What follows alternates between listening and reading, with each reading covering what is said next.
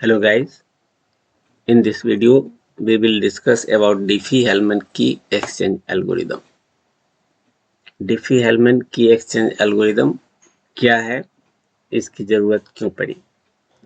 जैसा कि हम लोग जानते हैं क्रिप्टोग्राफी में दो तरह के की हम लोग यूज करते हैं या दो तरह की क्रिप्टोग्राफी होते हैं, एक सिमेट्रिक और दूसरा एसिमेट्रिक की क्रिप्टोग्राफी। सिमेट्रिक क्रिप्टोग्राफी के केस में हम लोग सिंगल की से टेक्स्ट को या मैसेज को इनक्रिप्ट करते हैं और उसी की से हम उसको डिक्रिप्ट भी करते हैं। लेकिन एसिमेट्रिक की के केस में हम लोग दो की यूज करते हैं, एक प्राइवेट की और दूसरा पब्लिक की। एक की से हम इनक्रिप्ट करते हैं, दूसरे की से हम लोग डिक्रिप्ट करते हैं। यहाँ हम सिमेट्रिक की में जिस की को यूज करते हैं वो की दोनों पार्टी के पास अवेलेबल होना चाहिए, तभी उस की से एक पार्टी इनक्रिप्ट करेंगे और दूसरा पार्टी उसको डिक्रिप्ट करेंगे। क्रिप्टोग्राफी में टेक्निकल टर्म्स होते हैं। जो हमारा मैसेज है, जिसको कि हम टेक्स्ट भी बोल सकते हैं, इस मैसेज को जब हम किसी की से इनक्रिप्ट करते हैं तो ये मैसेज हमारा साइफर टेक्स्ट बन जाता है और इस साइफर टेक्स्ट को जब हम डिक्रिप्ट करते हैं तो हमारा फिर से वो मैसेज या प्लेन टेक्स्ट मिलता है। अब यहाँ प्रॉब्लम क्या है कि यदि यूजर ए अपना प्लेन टेक्स्ट या मैसेज, इसको मैसेज कहें या प्लेन टेक्स्ट कहें, सेंड करना चाहता है यूजर बी को वाया इंटरनेट और इनसिक्योर मीडिया। ये हमारा इंटरनेट है और जैसा कि हम लोग जानते हैं इंटरनेट पर कोई भी डेटा हमारा सिक्योर नहीं होता जब तक कि हम किसी तरह का सिक्योरिटी क्रेडेंशियल नहीं डालते हैं। तो इंटरनेट चूंकि इनसिक्योर्ड मीडिया है और इसके थ्रू हम रिमोट लोकेशन पर अपने मैसेज को सेंड करना चाहते हैं, उस केस में किस तरह से हम अपने इस प्लेन टेक्स्ट को बी को भेजें कि थर्ड पार्टी या हैकर्स उस डेटा को रीड ना कर पाए। यदि हम डायरेक्ट प्लेन टेक्स्ट को सेंड करें तो कोई भी पर्सन जो इंटरनेट से कनेक्टेड है हमारे टेक्स्ट को रीड कर सकते हैं। अब यदि हम किसी की से इसको इनक्रिप्ट कर दें और साइफर टेक्स्ट को सेंड करें तो ये साइफर टेक्स्ट हर एक यूजर को मिलेगा, इवन यूजर बी को भी मिलेगा, हैकर्स को भी मिलेंगे, अदर्स को भी मिलेंगे। साइफर टेक्स्ट से कोई भी इसको डिक्रिप्ट कर मैसेज नहीं ले सकते जब तक उनको की नहीं मिलता है। अब यदि इस की को हम इस इंटरनेट के थ्रू सेंड कर दें तो ये की बी के पास जाएगा और ये बी इस साइफर टेक्स्ट से प्लेन टेक्स्ट ले सकते हैं। लेकिन प्रॉब्लम है कि ये की यदि हम इस इंटरनेट के थ्रू सेंड करें या इस इनसिक्योर मीडिया से सेंड करें तो ये की हमारे थर्ड पार्टी या हैकर्स को भी मिल जाएगा, जिससे वो साइफर टेक्स्ट को प्लेन टेक्स्ट में कन्वर्ट कर मैसेज को रीड कर सकते हैं। अब यहाँ प्रॉब्लम ये है कि इस की को हम ए और बी के बीच कैसे एक्सचेंज करें। इसके कई उपाय हो सकते हैं। हम की को किसी और मीडिया से बी के पास सेंड कर दें जो हैकर्स के पास ना जा सके, या दूसरा तरीका हो सकता है कि ए और बी आपस में मीटिंग करें और वहाँ पे डिसाइड कर ले कि हमें कौन सा की रखना है। तब उस केस में ए और बी आपस में रिमोटली डेटा को ट्रांसमिट कर सकते हैं। लेकिन ये सिचुएशन पॉसिबल नहीं है। यदि ए और बी रिमोट लोकेशन पे हैं तो इनकी मीटिंग्स नहीं हो सकती है और की एक्सचेंज नहीं हो सकता।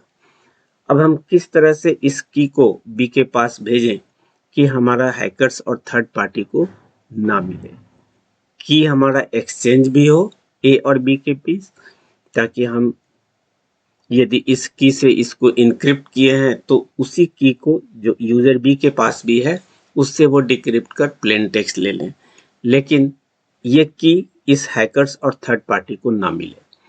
ऐसा प्रोविज़न यदि हम इस इनसिक्योर मीडिया में करना चाहते हैं तो इसका एक एल्गोरिदम दिया गया है जिसको हम कहते हैं डिफी-हेलमैन की एक्सचेंज एल्गोरिदम।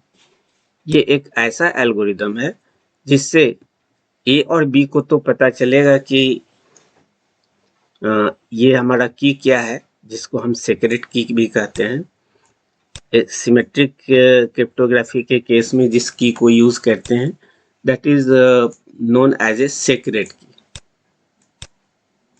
तो ये सीक्रेट की सिर्फ ए और बी के पास ही मिले, बीच में किसी थर्ड पार्टी को ना मिले, इसके लिए हम जिस एल्गोरिदम को डिस्कस कर रहे हैं वो हमारा है डिफी-हेलमैन की exchange algorithm. Diffie Hellman exchange algorithm का कुछ इंट्रोडक्शन है। It was introduced by Whitfield Diffie and Martin Hellman. Diffie और हेलमैन इनके टाइटल्स हैं, इसलिए इन्हीं के नाम पर डिफी-हेलमैन इस एल्गोरिदम का नाम पड़ा और ये 1976 में इंट्रोड्यूस हुआ था।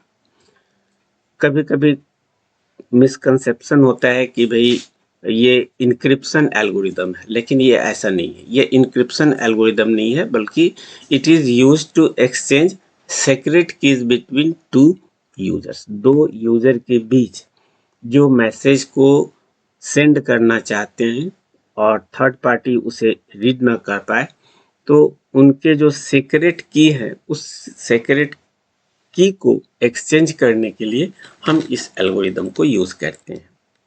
ये इनक्रिप्शन एल्गोरिदम नहीं है। इनक्रिप्शन एल्गोरिदम सिमेट्रिक के अलग अलग हैं, एसिमेट्रिक के अलग अलग हैं। इस एल्गोरिदम में हम जिस चीज को यूज करते हैं, जो मोस्ट इम्पॉर्टेंट टेक्निकल टर्म है, that is called primitive root. इस एल्गोरिदम को जानने के पहले हम इस प्रिमिटिव रूट को देखेंगे। इसका एक और प्रॉपर्टीज है, an asymmetric encryption is used to exchange the secret key between two users. अब इस सीक्रेट की को दो यूजर के बीच एक्सचेंज करने के लिए एसिमेट्रिक इंक्रिप्शन को भी यूज करेंगे। एसिमेट्रिक इंक्रिप्शन क्या है? अभी जस्ट आपको बताया कि इसमें दो की हम यूज करते हैं, प्राइवेट और पब्लिक। प्राइवेट से इंक्रिप्ट करेंगे और पब्लिक से हम डिक्रिप्ट करेंगे। लेकिन इस पूरे एल्गोरिदम को जानने के पहले हम इसमें जो टेक्निकल टर्म यूज होगा that is called primitive root, इसको पहले हम लोग देखते हैं। प्रिमिटिव रूट क्या होता है और कैसे इसको हम बनाते हैं। इसके लिए select a large prime number Q. आप कोई एक लार्ज प्राइम नंबर क्यू ले लीजिए। Then again we select another number that is alpha. लेकिन इस अल्फा को सिलेक्ट करने के लिए दो कंडीशन है। that alpha must be the primitive root of q। q का ये अल्फा q का प्रिमिटिव रूट होना चाहिए और अल्फा की वैल्यू q से छोटा होना चाहिए। ये दो कंडीशन इस पर अप्लाई होते हैं। आप q का कोई भी वैल्यू ले लें, लेकिन ये दो कंडीशन उस अल्फा पर लगेगा। Alpha will B the primitive root of q if its power from 1 to q minus 1। जो हम q लिए हैं इसकी वैल्यू 1 to q minus 1 होगा, 1 to q minus 1। सपोज हमने q का वैल्यू रखा है, q का वैल्यू हमने रखा है 7, तो उस केस में 1 to q minus 1 यानी 1 to 6, इसका पावर अल्फा का पावर 1 to 6 तक हम कैलकुलेट करें, मॉडुलो क्यू के साथ जनरेट करते हैं, तो जो एक वैल्यू मिलेगा जो कि लार्ज नंबर होगा और डिस्टिंक्ट वैल्यू होगी। इसी चीज को हम यहाँ पर दिखा रहे हैं कि हमारा कोई क्यू है जो एक लार्ज प्राइम नंबर है और अल्फा हम एक ऐसा नंबर ले रहे हैं जो क्यू का प्रिमिटिव रूट है और अल्फा का वैल्यू क्यू से छोटा है। अब ये अल्फा इसका प्रिमिटिव रूट हो, इसके लिए कंडीशन यही है कि alpha will be the primitive root of Q if its powers, और इसका पावर कहां से कहां तक होगा, तो from 1 to q minus 1 modulo q generate a large number of distinct values, that is alpha to the power 1, ये first value हम लेंगे. देन mod q, इस अल्फा 1 में 1 इसका पावर है, पावर को हम साइलेंट भी कर सकते हैं, इसलिए कहीं कहीं पर अल्फा मॉड क्यू भी मिल सकता है. एक्चुअल में alpha mod q alpha to the power 1 mod q. और अल्फा का पावर कहाँ से कहाँ तक होगा, यानी इसकी रेंज क्या होगी, तो इसकी range from 1 to Q minus होगा. इससे जो भी वैल्यू मिलेगा that value must be distinct value, वो आपस में एक दूसरे से अलग अलग वैल्यू होने चाहिए, कभी भी रिपीट नहीं होना चाहिए. ये कंडीशन यहाँ पे लगा हुआ है. अब alpha to the power 1, alpha to the power 2 mod q, alpha to the power 3 mod q, और ये कब तक जाएगा, alpha to the power q minus 1 mod Q. इस केस में यदि हम क्यू की वैल्यू को 7 रखते हैं, 7 लेते हैं, और सपोज हम अल्फा की वैल्यू 3 ले लें, तो 3 टू द पावर 1 मॉड 7, इससे जो भी वैल्यू मिलेंगे ऑब्वियसली इसका वैल्यू 3 होगा. Then 3 to the power 2 mod 7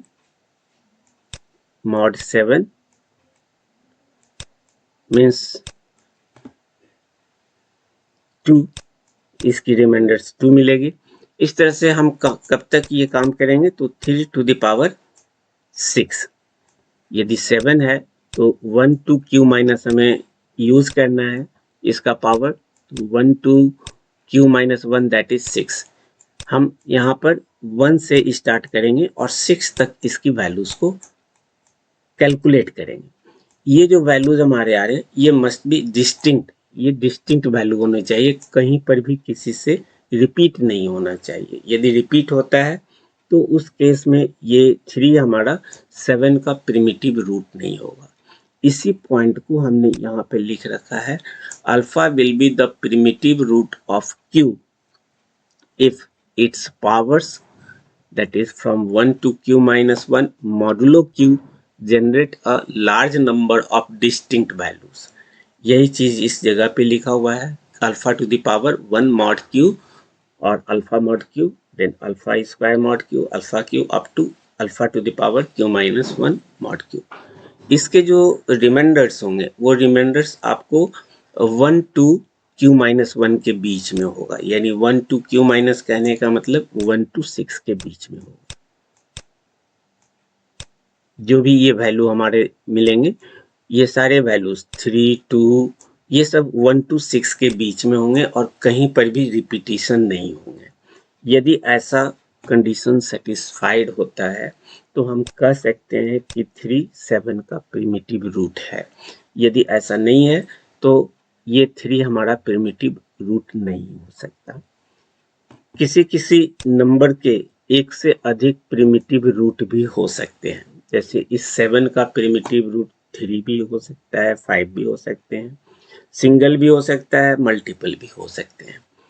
यदि एक से अधिक प्रिमिटिव रूट यदि किसी प्राइम नंबर का मिल रहा है तो आप इसमें से किसी भी प्रिमिटिव रूट को ले सकते हैं, किसी एक वैल्यू को आप ले सकते हैं.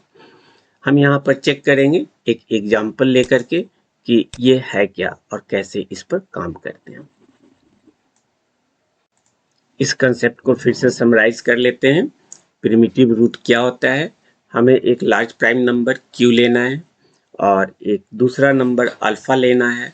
अल्फा इस तरह से हो कि वो क्यू का प्रिमिटिव रूट हो और अल्फा क्यू से लेस हो. ये दो कंडीशन उस पर अप्लाई होंगे. प्रिमिटिव रूट जानने के लिए हम इस कंडीशन को यूज करेंगे, alpha will be the primitive root of Q if its powers from 1 to Q minus 1, जो यहाँ पे वैल्यू लिया गया है. Modulo Q generate a large number of distinct value, इससे जो भी हमारा रिमाइंडर्स और वैल्यूज मिलेंगे वो डिस्टिंक्ट होने चाहिए.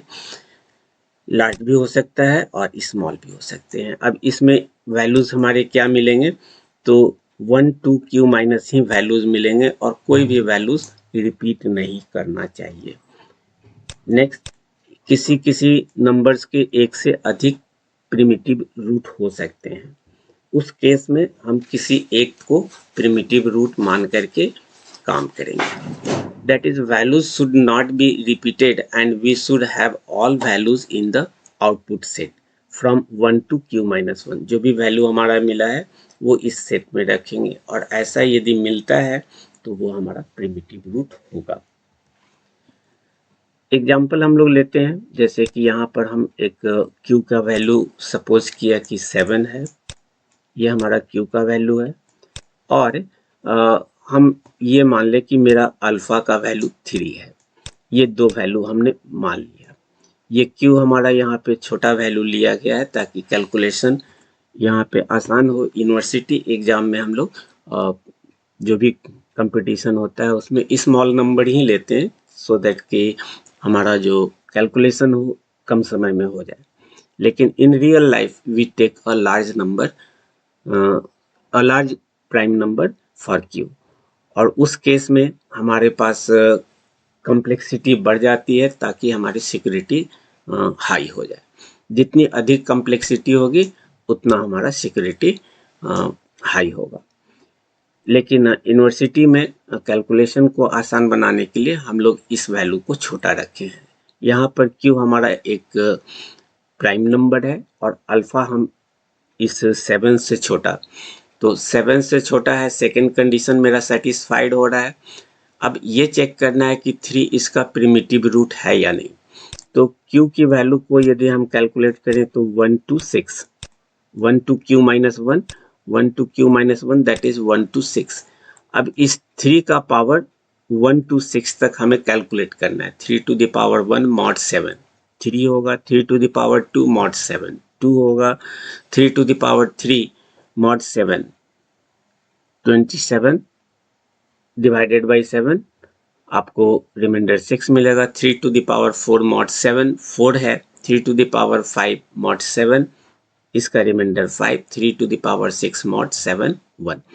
यहाँ पे 1 से लेकर हम 6 तक 3 का पावर लिए और उसका रिमाइंडर वैल्यूज हमने फाइंड किया। यहाँ पर कोई भी वैल्यू हमारा रिपीट नहीं कर रहा है और इसको यदि हम सीक्वेंस में रखें तो 1 2 3 4 5 6, जो कि 1 to q-1 के बीच की वैल्यू है। 1 to q-1 यानी 7 है तो 1 to 6, 1 to 6 के बीच सारे नंबर्स मिल गए। इससे पता चलता है कि ये हमारा 3 7 का प्रिमिटिव रूट है। और यदि आप इसी चीज को कैलकुलेट करें 5 पर, तो आप देखेंगे कि 5 भी इसका प्रिमिटिव रूट है। 5 to the power 1 mod 7, reminder निकालिए। 5 to the power 2 mod 7, उसका रिमाइंडर निकालिए up to 5 to the power 6 mod 7।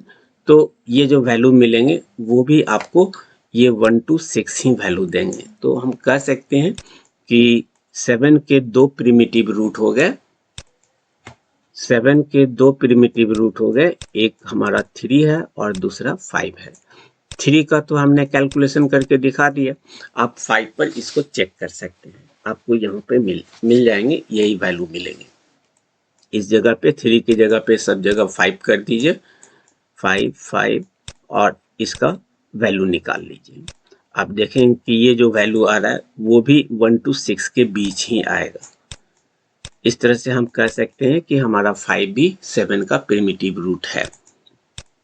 क्योंकि यहाँ दो प्रिमिटिव रूट है, हम इसमें से अल्फा का वैल्यू 3 भी मान सकते हैं और 5 भी मान सकते हैं।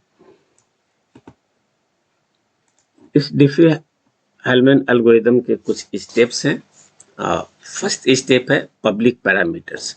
तो यहाँ पे जो दो वैल्यू हमने लिया अभी, उस दो वैल्यू में क्यू का वैल्यू था और अल्फा की वैल्यू थी। ये दोनों हमारा ग्लोबल पब्लिक एलिमेंट्स कहलाता है और ये ग्लोबल पब्लिक एलिमेंट्स हम इंटरनेट पे सारे यूजर्स को दे देते हैं। थर्ड पार्टी ए और बी यानी कम्युनिकेटिंग पार्टी को भी देते हैं और अदर पार्टी भी को भी पता है कि अल्फा और क्यू क्या है। हम क्यू और अल्फा को पब्लिकली सेंड करते हैं। लेकिन अल्फा और क्यू और अल्फा के बीच जो रिलेशन है वो ऊपर बता चुके हैं कैसा होना चाहिए। तो जो भी अल्फा है वो मेरा क्यू से छोटा होगा और प्रिमिटिव रूट होगा 7 का। यहाँ पर हम अल्फा का वैल्यू 5 ले रहे हैं because 3 and 5 are two primitive root of 7। 7 के दो प्रिमिटिव रूट्स हैं। हमने 3 पर आपको ऊपर एग्जाम्पल में दिखाया, 5 भी इसका प्रिमिटिव रूट है। हम 5 को यहाँ पर प्रिमिटिव रूट मान करके काम कर रहे हैं। वी कैन टेक आइदर 3 और 5। Here alpha and q are global public elements that is known to everyone। इसीलिए इसको हम कहते हैं कि पहला काम होता है पब्लिक पैरामीटर्स फाइंड आउट करना। तो पब्लिक पैरामीटर्स में हम एक लार्ज प्राइम नंबर लेते हैं जिसको हम q कहते हैं, और दूसरा एक नंबर लेते हैं अल्फा जो q से छोटा है और q का प्रिमिटिव रूट हो। ये दोनों को हम ग्लोबल पब्लिक एलिमेंट्स कहते हैं। ये मेरा फर्स्ट स्टेप है। सेकंड स्टेप कहता है जनरेट प्राइवेट एंड पब्लिक की। चूंकि डिफी-हेलमैन हमारा एसिमेट्रिक की पर डिपेंडेंट है, इसलिए हमें दो की चाहिए, एक प्राइवेट और पब्लिक की। अब प्राइवेट और पब्लिक की कैसे जनरेट करेंगे उसके एल्गोरिदम्स यहाँ पे है, जो कि स्टेप नंबर 2 है। सपोज कहते हैं कि प्राइवेट की को हम x से डिनोट कर रहे हैं और पब्लिक की को हम y से डिनोट कर रहे हैं। अब यदि हम a के लिए प्राइवेट की कहते हैं तो a के लिए प्राइवेट की होगा XA, और a के लिए यदि पब्लिक की को डिनोट करें तो इसको हम लिखेंगे YA। इसी तरह से यूजर B यदि हमारा है तो इसका प्राइवेट की होगा XB और इसका पब्लिक की हो जाएगा YB। यहाँ हम X को प्राइवेट मान रहे हैं और y को पब्लिक मान रहे हैं। यदि x a के लिए बना रहे हैं तो XA हमारा a का प्राइवेट की हुआ और YA हमारा a का पब्लिक की हो गया। ये मेरा प्राइवेट की है और ये मेरा पब्लिक की है। इसी तरह से B के लिए XB हमारा प्राइवेट की होगा B का, और YB हमारा पब्लिक की होगा। ये प्राइवेट की A और B एज्यूम करेंगे और इसको किसी से शेयर नहीं करेंगे। A अपना प्राइवेट की अपने पास रखते हैं, B अपने प्राइवेट की अपने पास रखते हैं। इस प्राइवेट की को एक्सचेंज किसी से नहीं करना है, किसी से शेयर नहीं करना है। एज्यूम X डिनोट प्राइवेट की of the user and Y denotes public की ऑफ द यूजर। यहाँ A और B यदि दो पार्टी हैं A और B दो पार्टी हैं जिनके बीच हमें मैसेज को एक्सचेंज करना है सिक्योरली, तो A का प्राइवेट की होगा XA और ये XA Q से छोटा होना चाहिए।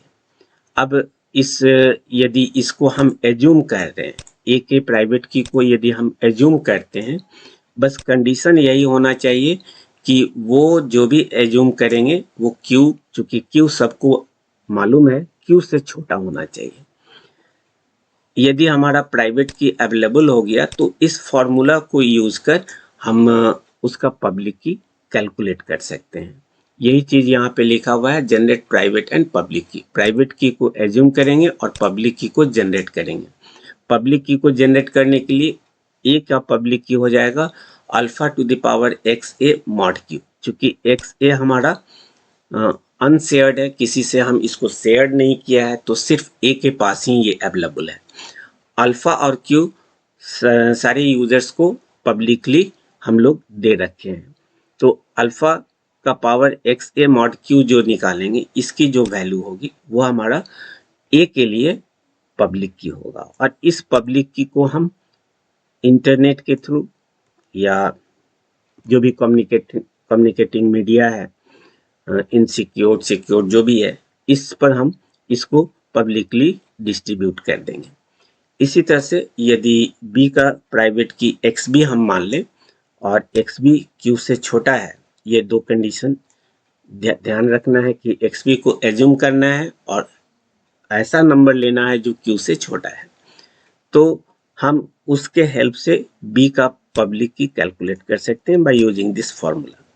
तो ये हमारा कंडीशन है, आसानी से हम प्राइवेट और पब्लिक की बना सकते हैं। कंडीशन यही है कि हमारा जो प्राइवेट की है वो यूजर के ऊपर डिपेंडेंट है कि वो एज्यूम करे और किसी से शेयर ना करे।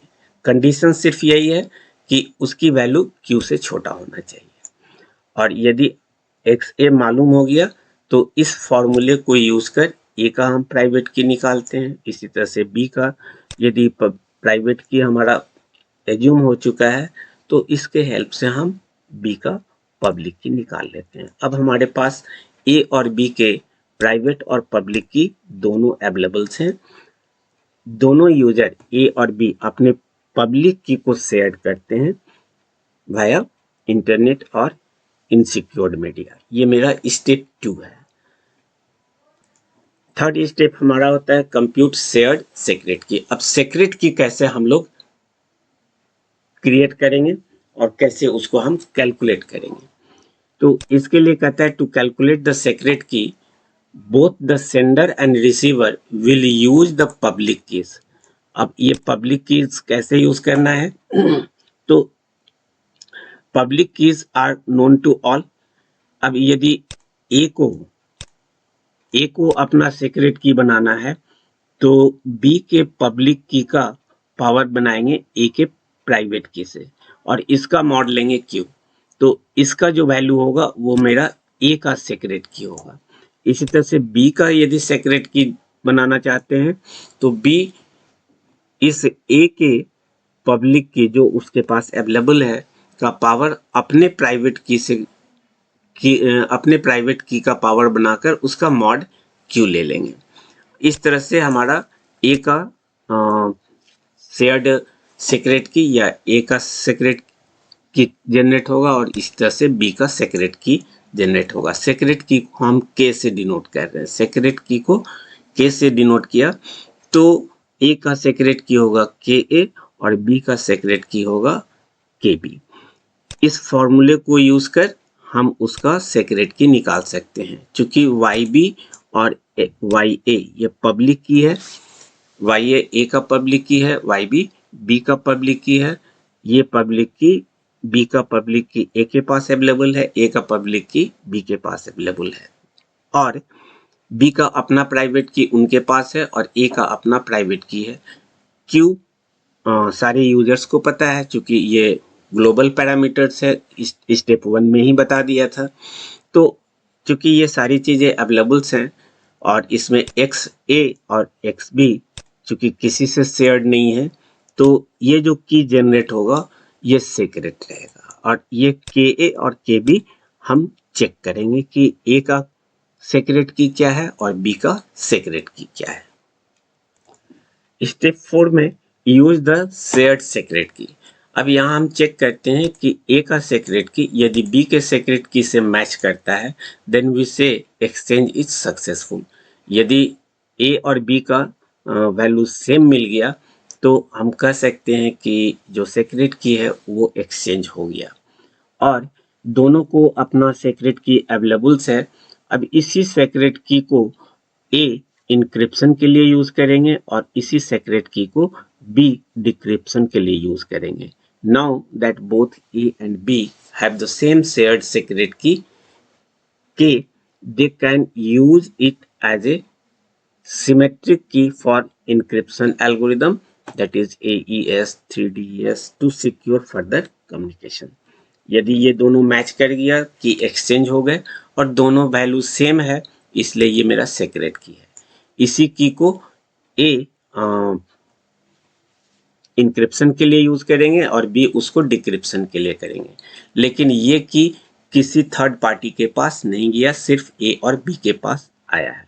अब इसी चीज को हम एग्जाम्पल के थ्रू देखते हैं कि इसका वैल्यू क्या होता है और किस तरह से इसको हम कैलकुलेट करते हैं।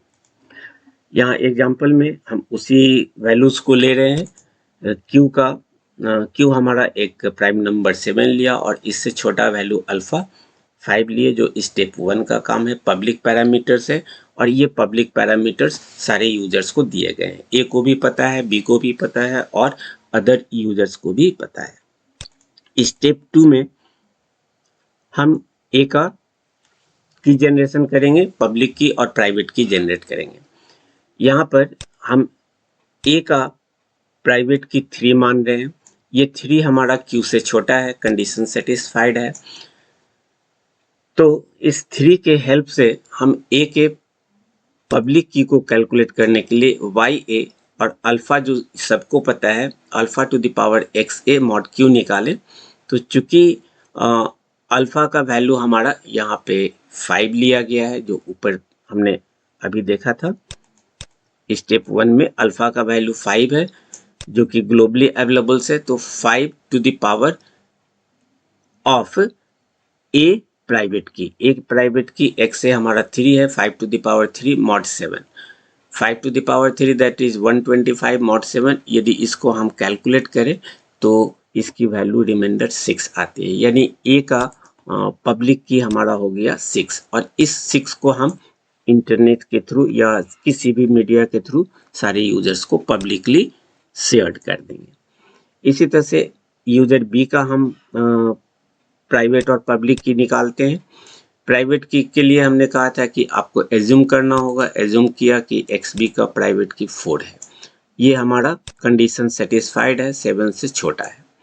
अब इसके हेल्प से इस फॉर्मूले को यूज करते हैं जिसमें अल्फा और क्यू सबको पता है। तो बी अपने प्राइवेट की से अपना पब्लिक की कैलकुलेट करेंगे, alpha to the power x b mod q.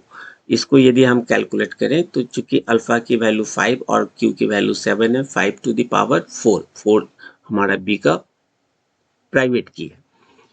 इसको कैलकुलेट करें 625 मॉड 7 और इसको सिंप्लीफाई करते हैं तो इसकी पब्लिक की 2 है। अब ये 2 ए को पता है और ये पब्लिक की 6 बी को पता है और अदर यूजर्स को भी पता है। तो यदि हम सारे की लिस्टिंग यहाँ पे ले लें तो यहाँ पर हम ये सिनेरियो देख रहे हैं कि प्राइवेट की एक्स ए 3 ए के पास है, बी का प्राइवेट की एक्स बी सिर्फ बी के पास है और ग्लोबल एलिमेंट्स क्यू और अल्फा है जो सबको अवेलेबल्स है और पब्लिक की भी सबको अवेलेबल्स है। तो ये पब्लिक की वाई ए के पास भी है, बी के पास भी है, अदर यूजर्स के पास भी है, वाई बी ए के पास भी है, बी के पास भी है, अदर यूजर्स के पास भी है। तो ये ग्लोबल पैरामीटर्स हो गए और ये हमारा अनशेयर्ड वैल्यू है जो प्राइवेट की है। अब स्टेप 3 में हमें ए और बी का सेक्रेट की कैलकुलेट करना है। सेक्रेट की कैलकुलेट करने के लिए आपको बताया कि जो बी का प्राइवेट की पब्लिक की है उसको हम ए के प्राइवेट की का पावर बनाकर उसका मॉड क्यू से ले लेंगे। इसका मॉड निकाले तो चूंकि वाई बी 2 है तो हमने 2 रखा और ए का प्राइवेट की 3 है तो 2 to the power 3 mod 7 that is 8 mod 7 और 8 मॉड 7 का रिमाइंडर होगा। 8 को यदि आप 7 से डिवाइड करेंगे रिमाइंडर 1 आएगा, यानी के का वैल्यू हमको 1 मिल गया। अब यूजर बी के लिए यदि हम शेयर्ड की निकाले के बी तो ए के पब्लिक की को हम बी का प्राइवेट की से पावर बनाकर उसका क्यू मॉड लेंगे। क्यू मॉड लेने पर यहाँ हमारा चूंकि वाई ए 6 है और एक्स बी हमारा 4 है तो 6 टू द पावर 4 मॉड 7 इसको यदि सिंप्लीफाई करें तो के बी की वैल्यू 1 मिलेगी। यहाँ हम देख रहे हैं कि ए का सेक्रेट की और बी का सेक्रेट की दोनों सेम है। स्टेप 4 हमारा कहता है कि आप दोनों को कंपेयर कीजिए। आप देख रहे हैं K A equal to K B that is equal to 1। So हम कह सकते हैं कि हमारा जो सेक्रेट की है वो एक्सचेंज हो गया। अब इसी 1 को यूज कर ए अपना मैसेज को इनक्रिप्ट करेंगे और बी इसी को यूज कर डिक्रिप्ट करेंगे और इस तरह से ये सिक्योर्ड, इस तरह से हमारा की एक्सचेंज होगा और सिमेट्रिक क्रिप्टोग्राफी को हम यहाँ पे अप्लाई कर सकते हैं। लेकिन इसके कुछ लिमिटेशंस हैं डिफी-हेलमैन के। सबसे पहला चीज है vulnerability to man in the middle attacks. अब इसमें क्या है, Diffie Hellman does not authenticate the communicating parties. दोनों पार्टी जो कम्युनिकेट कर रहे हैं ये ऑथेंटिकेट नहीं करता है कि जो मैसेज बी को भेजा जा रहा है वो ए के थ्रू भेजा जा रहा है या किसी थर्ड पार्टी हैकर्स के थ्रू भेजा जा रहा है। ये चीज बी को पता नहीं चल रहा है और ए को पता नहीं चल रहा है कि बी यदि कोई मैसेज भेज रहे हैं तो बी भेज रहा है या कोई हैकर्स उनको मैसेज भेज रहा है। तो ऑथेंटिकेशन ए और बी का ऑथेंटिकेशन इसमें नहीं पता चलता है। हाँ, ये है कि ए के पास सीक्रेट की जो है वही बी के पास है, इसलिए इनके इनक्रिप्टेड मैसेज को बी ही केवल इसको डिक्रिप्ट कर सकता है। भेजने वाला कौन है ये पता नहीं चलता है। तो ए और बी के बीच यदि कम्युनिकेशन हो रहा है तो यहाँ पर इंटरनेट पर जो भी हमारा यूजर्स अदर यूजर्स हैं वे भी इस डेटा को देख रहे हैं। यदि ए ने किसी चीज़ को सेंड किया तो ये हमारा हैकर्स भी उसको एक्सेप्ट कर लेंगे, और यदि ये अपना पब्लिक की सेंड कर रहे हैं तो इस पब्लिक के की के कॉरस्पॉन्डिंग ये अपना प्राइवेट की कोई नया बनाकर इस पब्लिक की को बी के पास भेज सकते हैं। बी को ये पता चल रहा है कि ए भेज रहा है, लेकिन एक्चुअल में वो चेंज कर अपडेटेड वैल्यू बी को भेज रहा है हैकर्स। तो इस तरह से बीच में ये हैकर्स इस मैसेज को और जो अदर कम्युनिकेशन है उसको कंप्रोमाइज कर सकते हैं। तो इस तरह के अटैक्स को हम कहते हैं man in the middle attacks. ये यहाँ पर प्रॉब्लम है। An attacker could intercept and replace public keys. तो ये पब्लिक की को रिप्लेस कर सकते हैं, establishing two separate shared keys with A and B. अब ये दो सेपरेट की भेजेंगे, एक ए के थ्रू ए के लिए पब्लिक की बी को भेजेंगे और बी के लिए पब्लिक की ए को भेजेंगे। क्योंकि यहाँ ए और बी पब्लिक की जो आ रहा है वो पब्लिक की ए के थ्रू भेजा गया है या किसी और के थ्रू भेजा गया, ये यहाँ पर कंफर्म नहीं हो पा रहा है। तो इस चीज का फायदा हमारा हैकर उठा सकते हैं, यानी man in the middle attack का इसमें प्रॉब्लम है, रिस्क है। To moderate this, digital signatures or certificates are often combined with Diffie Hellman. अब इस चीज को मैन इन द मिडिल से बचने के लिए हम इस दो प्रोटोकॉल्स को यूज करते हैं to authenticate the parties involve. अब ए और बी को ऑथेंटिकेट करने के लिए हम डिजिटल सिग्नेचर और सर्टिफिकेट्स का सहारा ले सकते हैं, जिससे कि मैन इन द मिडिल का प्रॉब्लम दूर हो सकता। दूसरा है प्रॉब्लम इसमें है lack of forward secrecy. If a long-term private key is compromised, all past communication sessions that use the same key exchange will be at risk. यदि बहुत दिनों तक हम एक ही प्राइवेट की को यूज कर रहे हैं और काफी समय से यूज कर रहे हैं और ये कंप्रोमाइज होता है तो प्रीवियस सारे मैसेज को ये हैकर्स और थर्ड पार्टी इसको रीड कर सकते हैं। इस प्रॉब्लम को दूर करने के लिए modern protocols use ephemeral Diffie-Hellman ECDHE to provide forward secrecy. In ephemeral Diffie-Hellman, the key exchange is done using temporary one-time keys, which makes the shared secret more secure even if long-term keys are later compromised. यदि बाद में भी ये compromise होता है तो हमारे message secured होंगे। ये दो प्रॉब्लम्स हैं। फर्स्ट प्रॉब्लम्स हमारा man in the middle attacks का है, सेकेंड हमारा लैक ऑफ फॉरवर्ड सिक्रेसी का है, लेकिन इसका अल्टरनेटिव हमारे पास अवेलेबल्स है। मैन इन द मिडिल के लिए हम यहाँ पर डिजिटल सिग्नेचर्स को यूज़ करेंगे इससे बचने के लिए, और यहाँ पर ECDHE कंसेप्ट को यूज़ करेंगे फॉरवर्ड सिक्रेसी से बचने के लिए। इसके कुछ दूसरे एल्गोरिदम्स भी हैं जिसके थ्रू हम की एक्सचेंज कर सकते हैं। फर्स्ट है elliptic curve Diffie Hellman ECDH, a variant of Diffie-Hellman that uses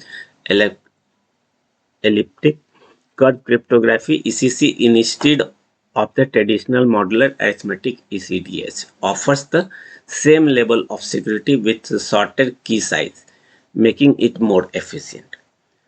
Ephemeral Diffie-Hellman, in this variant, the key pair used for the key exchange is temporary and is discarded after the session, which ensures forward secrecy.